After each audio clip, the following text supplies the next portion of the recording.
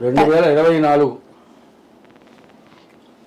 August నెల 1 నుండి 31 వరకు కుంభరాశి ఫలితాలు. ఇక చెప్పేదే ఉంది. కుంభరాశిలో శని ఉన్నాడు. ఈనాడు శని 1వ భాగం. ఈ 1వ భాగం నార తీస్తారట. ఏం చేస్తారంటే గోవు చెట్లు పెంచుతారు. గోవు చెట్లు పెంచిన తర్వాత ఆకు కోసుకున్న తర్వాత కొమ్మలు తీసుకెళ్ళి నీళ్ళలో పడేస్తారు. నీళ్ళలో పడేసిన తర్వాత అది నానిన తర్వాత తాట తీస్తారు. ఆ తాట తీసి కట్టగట్టి నీళ్ళలో పడేస్తారు. ఇక నార పీకుతారు.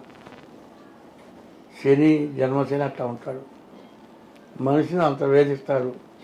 కాబట్టి వాళ్ళ బాధ భగవంతుడు తెలియాల్సిందే, మనిషికి తెలియదు. అయితే ఈ రాశి కుంభరాశి. కుంభరాశి స్వక్షేత్రం. కుంభరాశిలో పుట్టినటువంటి వాళ్ళు పూర్వజన్మ సుకృతం గలవాళ్ళు. వాడికే నిండుకుండా అంటారు. కడవలాగా ఉంటారు, లావుగా ఉంటారు. మధ్య పొట్ట ఉంటుంది. కాళ్ళు సన్నగా ఉంటాయి, పైన సన్నగా ఉంటుంది, మధ్యలో లావుగా ఉంటాడు. పైన ఆ కుంభరాశి కూర్చుంటే ఒక పెద్ద లావు మనిషి కూర్చుంటాడు. వాడి దగ్గర కూర్చొని మాట్లాడాలంటే కూడా భయంకరంగా ఉంటాడు. తను ఒకవేళ పెట్టే స్టేజీలో ఉంటాడు, కానీ వాడు పెట్టే తినేట్టుగా ఉన్నాడు. ఒకవేళ ఆకలైనా డబ్బులు లేకపోయినా ఫస్ట్ అన్న పడుకుంటాడు, కానీ ఎవరికి చేదాపడు. పూర్వజన్మ పుణ్యం గలవాడు, కుంభరాశిలో పుట్టినవాడు. కాబట్టి శని స్వక్షేత్రం కాబట్టి ఎవరిదైనా సొంత ఇల్లు ఉందనుకోండి, ఆ ఇల్లున పాడైపోతే బాగు చేసుకుంటాడు. కూలిపోతుంది, నెత్తిన పడుతుంది అన్నప్పుడు పడగొడతాడు. ఇది అట్లా పడిపోయేది కాదు, బాగు చేసుకునేవాడే శని. కానీ కష్టం మాత్రం ఎట్లా ఉంటుందంటే, మనం ఇక బతకొద్దురా, చచ్చిపోదాం, ఏదైనా చేసుకొని చేద్దాం అన్నంత పరిస్థితి తీసుకొస్తాడు. అన్ని విధాలా బాగుంటుంది. ఈ రాశి వాళ్ళ జాతకం చూపించుకోవటం చాలా అవసరం.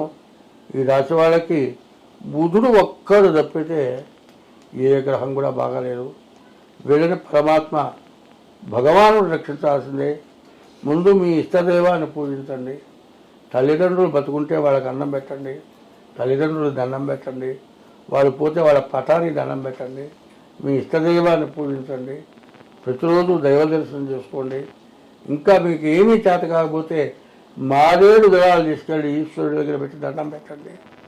శివాలయంలోకి వెళ్ళి చండీ ప్రదక్షిణ అంటారు, ఆ చండీ ప్రదక్షిణ చేయండి. పుట్టల దగ్గర బియ్యపు రవ్వ పంచదార వేసి పిపీలుగా సమారాధన అటువంటి చేయండి. మీ రాశి బాగుంటుంది, అన్ని విధాలు బాగుంటారు. స్వస్తి. నమస్తే.